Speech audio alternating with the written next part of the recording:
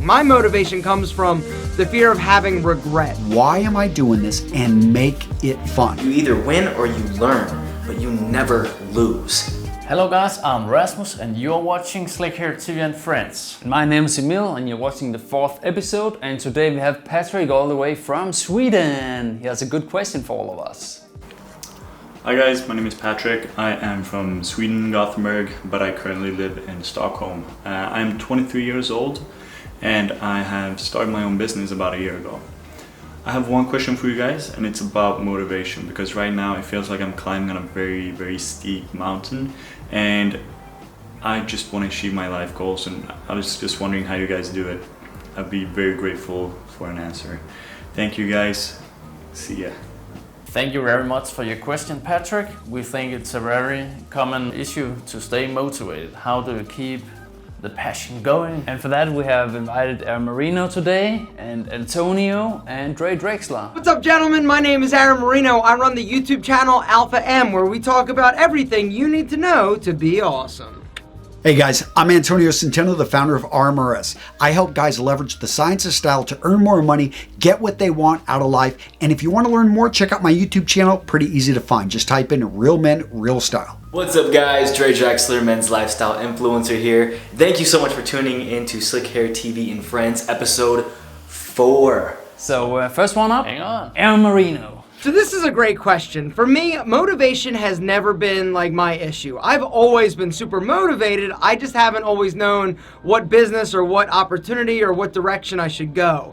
I've had multiple businesses over my illustrious entrepreneurial career. The one that was hardest for me to sort of accept and deal with was one that I had to shut down. I had a fitness center that I started, and it was my only dream for my entire life, and ultimately we had to shut down. I had to file bankruptcy, and at that point I was driving a beer cart on a golf course to make ends meet and put gas in my car. That was the absolute lowest point in my life. I was heartbroken because my business failed. I was broke because my business failed, and I didn't know where to go next. And so for me, the interesting thing is that I just kept kind of going in directions that I thought might be interesting. I always loved like helping guys, you know, with style. And so I was like, oh, let me start an image consulting business. So I did that sort of on the side.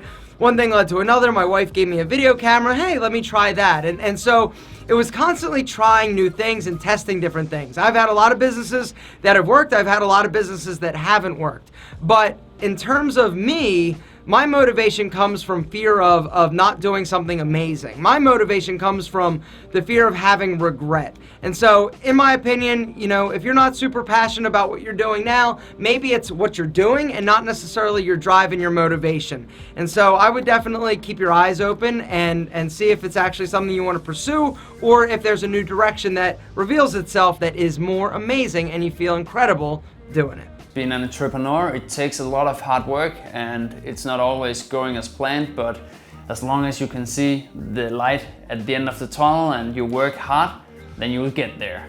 That's right. And up next we have Antonio from RealMenRealStyle. Bring it on. Hey Patrick, I know where you're coming from. I've dealt with depression. I deal with lack of motivation. I get into a rut, and sometimes it's very difficult to get out. And that's the life of an entrepreneur, because let's just face it, work never stops when you're running your own company, and you've got to set barriers, but most importantly, you've got to figure out, why am I doing this, and make it fun.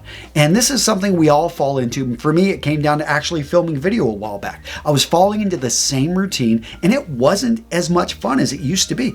So I went through and I'm like, you know what? What if I approach this very differently? I went and bought all these books about how to make movies. I absolutely love movies. Went out and bought some new equipment, got new cameras. I'm shooting on a Canon EOS M50 right now. I've got a Panasonic Luminex over there. I've got a couple Canon camcorders. I'm really changing things up and having fun, allowing myself to have fun with what I'm doing. And I'm just enjoying the process again. And that's what you've got to figure out.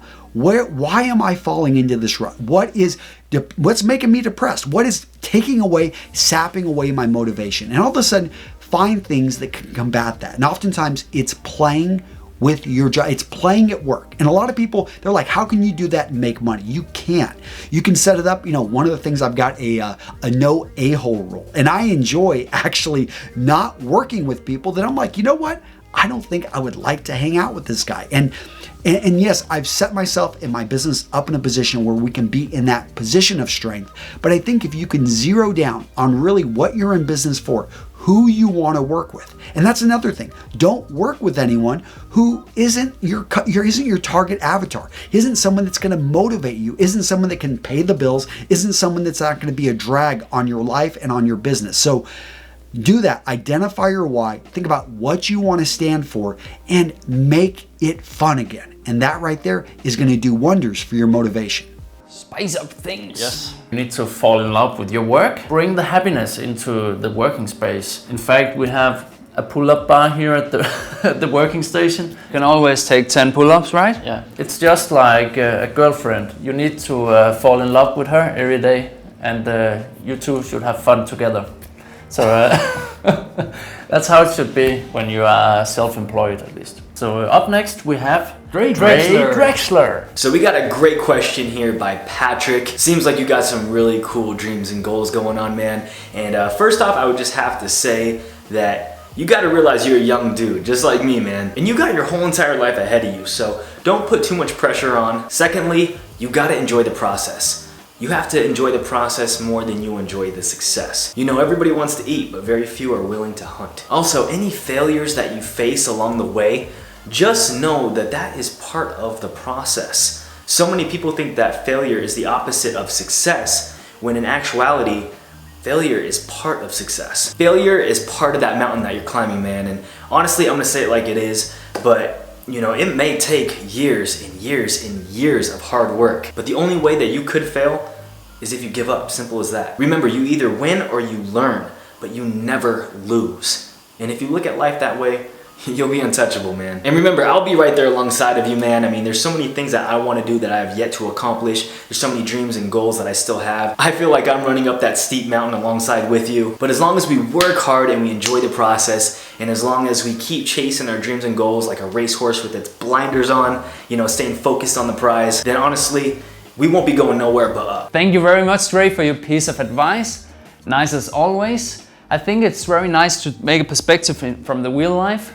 I have a daughter, she is almost 11 months old and she is almost walking around, but before she can do that, she has to fall a lot of times. And she learns every time, and hopefully she'll be up and running before she is 1 year old. So referring to Patrick, your business, you have to be prepared for a lot of mistakes. It's what you learn from, and if you put up a goal, I think you should be more visionary. What can you accomplish in 3 years? Not only in 1 year, because it takes time to build a business and you have to adjust during your process. Yeah, maybe practice failing, because it's a big part of the success. For us, we have been in business together for over 10 years. And what keeps us motivated? For me, I could say a lot of things. It's feeling successes when you put up a goal and you can see you accomplish what you have done. The harder the struggle, the bigger success feels like. When you are a young entrepreneur as you are, have been in the business for almost a year, then you should be patient. You should be waiting for building your client base, and you should put a focus on what makes you happy on the everyday lives, everyday tasks. Myself, I would like to focus on the process rather than the goal, because you're not going to be a millionaire overnight. You need to make the roadmap, how you want to get there, and then you need to find out where you can apply extra value compared to your competition. So it's actually a good balance between your skills and your motivation of where you want to go. Be realistic about your goals and put up some easy goals in the beginning, then you'll feel more success. And if you're putting too much pressure on yourself, that's also very important. And Patrick, do like Rasmus. Put on a big smile. Every day is a new day and you can always improve what you do. You have to, as Antonio said, figure out what is the big why.